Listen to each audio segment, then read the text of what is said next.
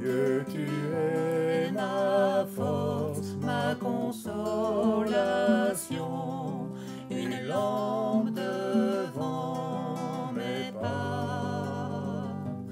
Ta voix a triomphé de l'ouragan, remporté le combat. Tu m'offres chaque jour ton infaillible amour, toi qui as fixé le cours des étoiles, sois mon encre, sois ma voile.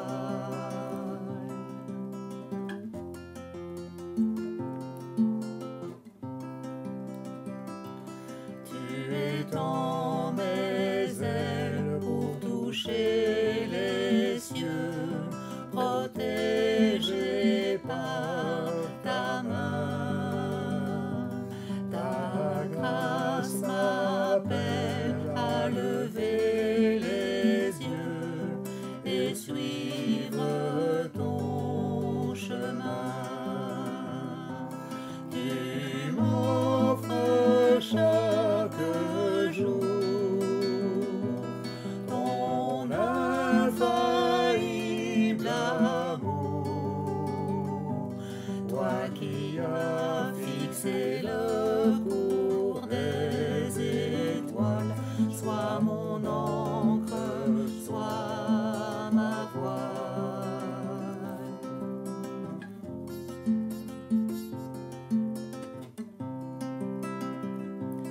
Ta miséricorde coule de la croix, ton sang m'a racheté. Tout ce que je suis me vient de toi, sans fin je te louerai. Tu m'offres chaque jour ton infaillible amour, toi qui as fixé le cours des étoiles, sois mon encre, sois ma voile. Tu m'offres chaque jour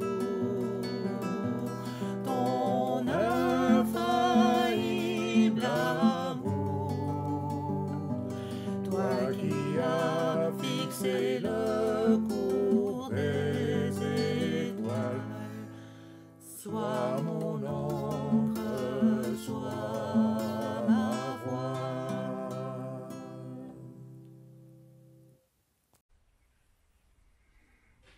Bonjour frères et sœurs, soyez bénis. Avant de partager la parole de Dieu, j'aimerais prier ensemble. Recueillons-nous et prions le Seigneur. Seigneur, alors que nous allons ouvrir ta parole, nous voulons te demander de nous donner l'esprit ouvert, éclairé pour comprendre ce que tu veux nous dire aujourd'hui. À chaque jour suffit sa peine, Seigneur, nous le savons. Mais nous te prions, Seigneur, de nous encourager, peut-être de nous fortifier, de nous éclairer sur un aspect de ta parole qui ne nous est pas encore connu. Veuille nous bénir. Dans le saint nom de Jésus, nous te prions. Amen. Les fake news, vous connaissez, un mot pas tout à fait de chez nous, un mot bien anglais, anglophone. Les fake news, ce sont les mauvaises nouvelles, pas seulement mauvaises nouvelles, les fausses nouvelles. Nous avons déjà tous été confrontés à ces fausses nouvelles.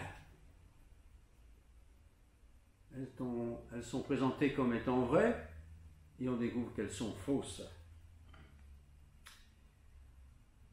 Il y a une belle épître dans la parole de Dieu, elle est toute petite, c'est pour ça qu'elle passe souvent inaperçue, c'est l'épître de Jude. Et cette épître va nous montrer qu'il y a possibilité d'avoir des fake news dans le royaume des chrétiens, dans les cercles chrétiens, dans les compagnies des chrétiens. des fausses nouvelles, des faux messages. Jude n'est pas n'importe qui, quoique il n'a pas écrit grand-chose. C'est le frère de Jacques, qui lui-même était frère de Jésus. Donc, Jude est un frère de Jésus. Jacques, personnage bien connu au début du christianisme, il était un leader, un homme respectable, un homme de référence. Jude, il est plus discret. Néanmoins, ce qu'il dit est de grande profondeur et j'aimerais vous le partager maintenant. Je lis tout d'abord le passage dans l'épître de Jude et je vous lis les 4 premiers versets. Jude, serviteur de Jésus-Christ et frère de Jacques, à ceux qui ont été appelés, qui sont aimés en Dieu le Père et gardés pour Jésus-Christ, que la miséricorde et la paix et l'amour vous soient multipliés. Bien-aimés, alors que je désirais vivement vous écrire au sujet de notre salut commun, je me suis senti obligé de vous envoyer cette lettre pour vous exhorter à combattre pour la foi qui a été transmise au sein une fois pour toutes. Car il s'est glissé parmi vous certains hommes dont la condamnation est écrite depuis longtemps. Des impies qui changent la grâce de notre Dieu en dérèglement et qui renient notre seul Maître et Seigneur. Il s'est glissé parmi vous certains hommes dont la réputation n'est pas des meilleurs, évidemment. Jude écrit cette lettre très courte, je le répète, avec une force toute spéciale. Il veut nous mettre en garde contre les faussaires, contre les fake news. Nous avons déjà tous été victimes des fake news, des nouvelles auxquelles on croyait. Ça semblait venir de personnes de grande qualité. On a peut-être fait ce qu'ils disaient, ce qu'ils racontaient, et on s'est fait avoir. On s'est fait piéger. Et Internet, évidemment, c'est très fort, parce qu'il y a toujours plein de spécialistes de tout qui peuvent nous faire boire n'importe quoi, nous faire gober n'importe quoi, et il nous faut donc être vigilants. Mais comme nous sommes souvent des novices, j'en suis un, eh bien, parfois, on se laisse avoir. C'est aussi vrai comme ça dans le christianisme. On se fait parfois avoir. J'aimerais rappeler ce qu'il dit d'abord au verset 1 et 2. Cette lettre est adressée, pas à n'importe qui, mais elle est adressée à ceux qui ont été appelés,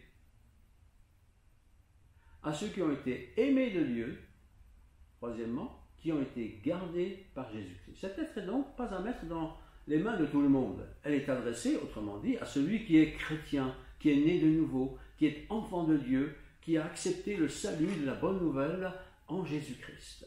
Donc il s'adresse vraiment à eux.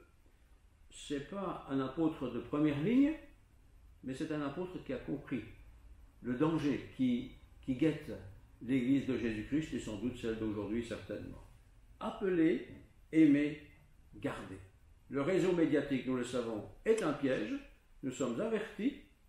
Il y a bien sûr des possibilités d'être informé si telle chose est vraie, si telle autre chose n'est pas vraie, mais c'est quand même difficile, surtout si on n'est pas spécialisé. Ne nous laissons pas, frères et sœurs, prendre par les fake news, mais aussi les mauvaises nouvelles ou les mauvaises interprétations ou les mauvaises vies de certaines personnes par rapport à cette parole de Dieu.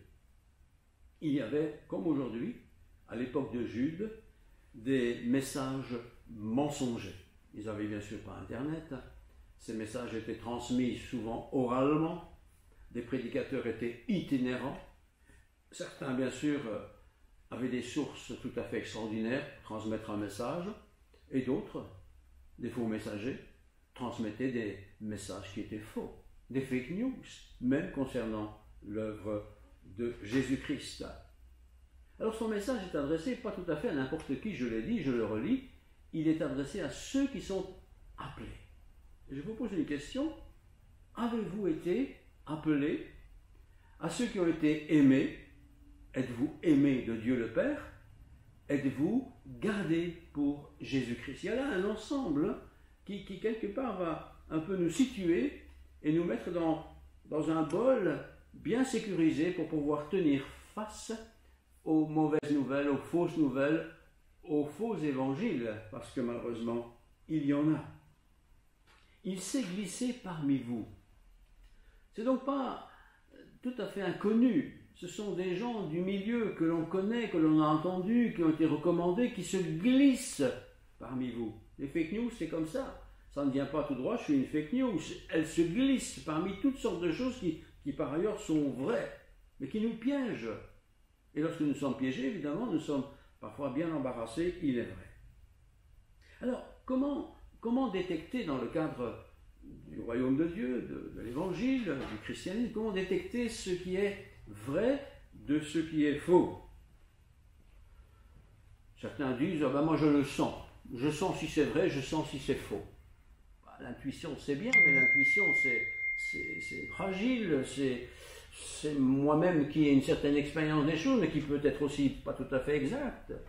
L'intuition, faire attention avec l'intuition. Ce n'est pas parce que j'ai l'intuition que cette personne est honnête que forcément ce qu'elle dit est juste. D'autres diront, mais moi j'ai l'expérience. Il y a si longtemps que je suis chrétien, vous savez, moi je sais bien voir qui est dans le vrai, qui n'est pas dans le vrai. Oui, mais l'expérience, nous changeons nous-mêmes. Nous grandissons, nous vieillissons. Nous avons aussi nos expériences. Et parfois, nous sommes influencés par notre propre expérience et nous risquons de tomber dans le piège d'une fake news, d'une mauvaise nouvelle, d'une nouvelle qui n'est pas juste, qui est fausse. Attention à l'intuition, attention à l'expérience. L'expérience n'est pas forcément une garantie que ce soit quelque chose de vrai. Non, le vrai du faux se découvre et se trouve uniquement attaché à la parole de Dieu. Pas la parole des hommes, pas la parole d'une certaine église, pas une expérience, mais elle se trouve attachée à la parole de Dieu. La Bible est parole de Dieu. Bien sûr, on peut parfois la lire d'une manière, tantôt d'une autre, mais en tant que parole, elle reste la parole. Et c'est cette parole qu'il nous faut constamment rechercher, étudier, méditer, faire de cette parole mon expérience, ma vie. L'expertise, donc, pour déterminer ce qui est vrai et faux, n'est pas mon intuition, n'est pas mon expérience, c'est la parole de Dieu. D'où l'importance d'avoir cette parole, bien sûr, vous l'avez tous, mais de la lire, de la méditer, de l'étudier, de la partager, de la transmettre. Pourquoi est-ce si important? Parce que si on ne fait pas attention, nous risquons de tomber dans le dérèglement, une vie déréglée. Lorsque les choses sont déréglées, une voiture qui est déréglée, ça ne tourne pas rond. Et parfois, dans les églises, c'est déréglé. On a insidieusement laissé entrer des fake news, quoi. Il faut faire ceci, ou il faut faire cela. Il faut être comme ceci, il faut être comme cela.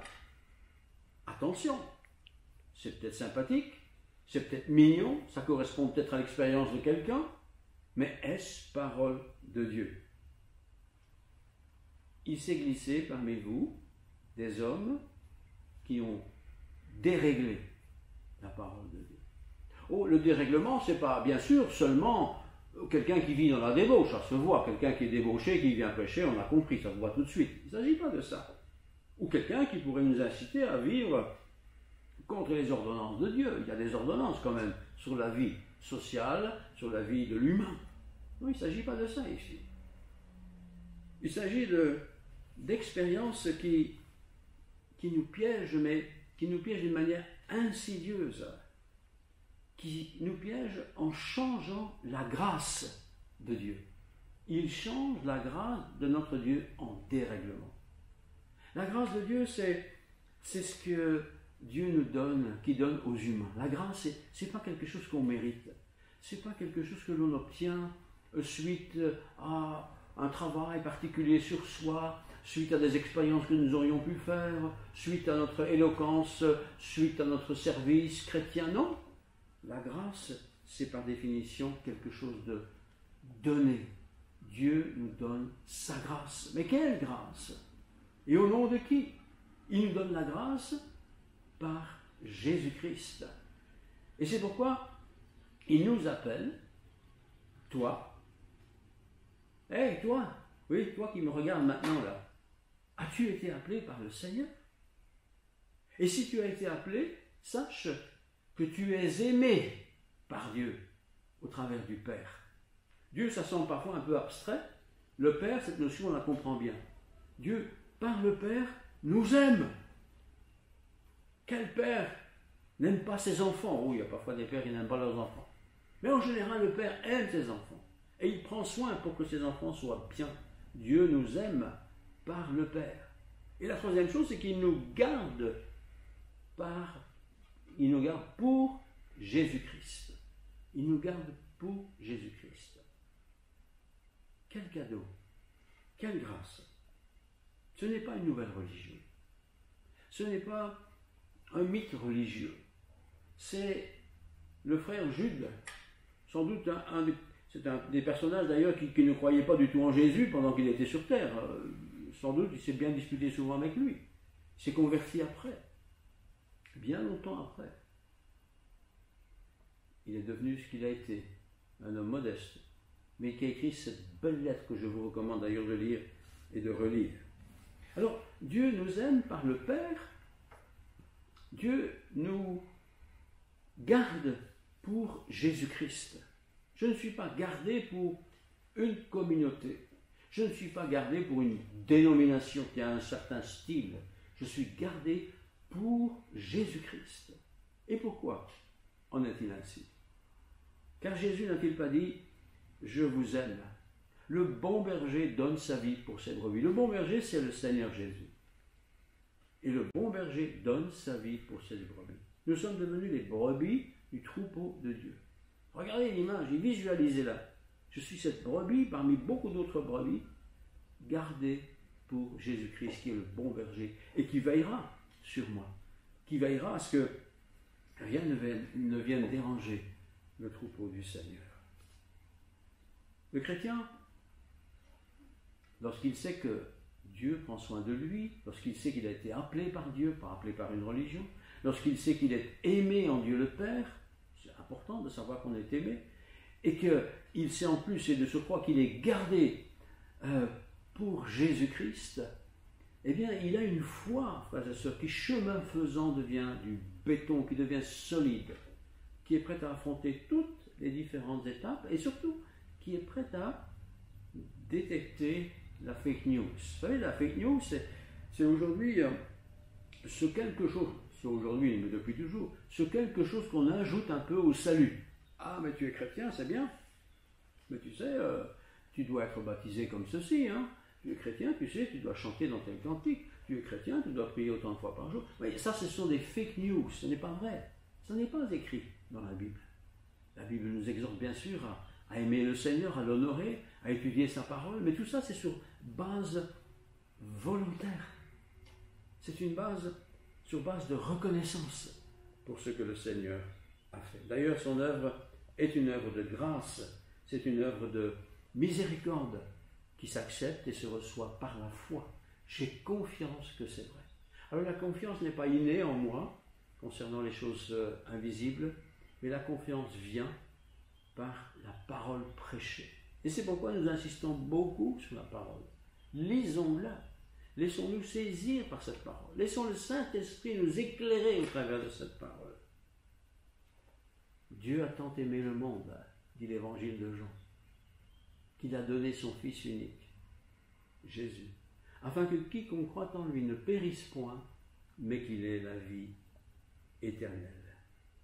Dieu nous appelle, frères et sœurs. Il nous aime, il nous garde. Quel bonheur de savoir que nous sommes dans une telle maison. Attention, je relis et je termine. Il s'est glissé parmi vous. Jude adresse ça de manière générale, peut-être chez nous, peut-être dans notre maison, peut-être dans notre petit groupe de prière. Il s'est peut-être glissé parmi vous certains hommes dont la condamnation est écrite depuis longtemps. Ce ne sont pas des gens qui ont une vie anormale, mais ce qu'ils prêchent n'est pas juste. dont la condamnation est écrite depuis longtemps. Ce sont des impies, ce ne sont pas des criminels, mais ils sont contre la piété proposée par le Seigneur. Ce sont qui changent la grâce, ce sont des impies qui changent la grâce de notre Dieu en dérèglement. Le dérèglement, ce n'est pas une vie de débauche, mais c'est une vie qui ne correspond pas à la règle de Dieu et qui renie, ça c'est le pompon, et qui renie notre seul Maître et Seigneur Jésus-Christ. Il n'y a pas d'autre Maître. Jésus est le Maître et le Maître a donné sa vie. Prions. Père Céleste, merci pour ce rafraîchissement, ce texte que nous connaissons peut-être pas trop, mais nous connaissons le principe de tout ce qui a été dit, nous savons que c'est la vérité. Tu es chemin, tu es vérité et vie, et nous voulons plus que jamais nous y attacher, ne pas nous laisser ébranler par des mauvaises nouvelles, des fake news, des choses qui viennent d'ailleurs. Et avec Internet, c'est très facile d'être contaminé par des discours impies qui dérèglent la vie, Seigneur. Donne-nous d'être attachés à ta parole, d'étudier encore et encore cette parole pour la gloire de ton nom. Que Dieu nous bénisse tous. Amen.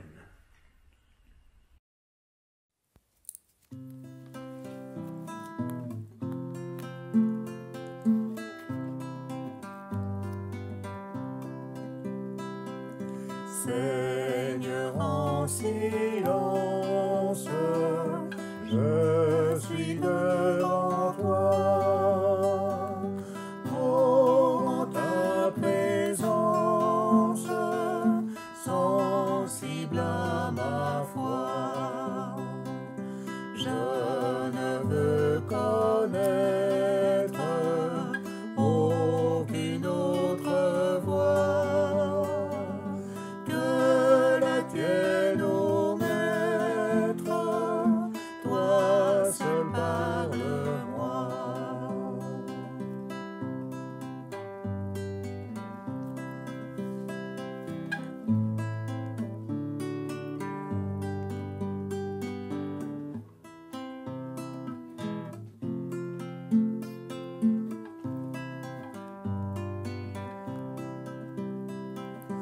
Oui, daigne m'instruire et dis tout, Seigneur, ce que tu dois dire à ton serviteur. Seigneur, je t'écoute, Seigneur, instruis-moi. Montre-moi la route, Seigneur,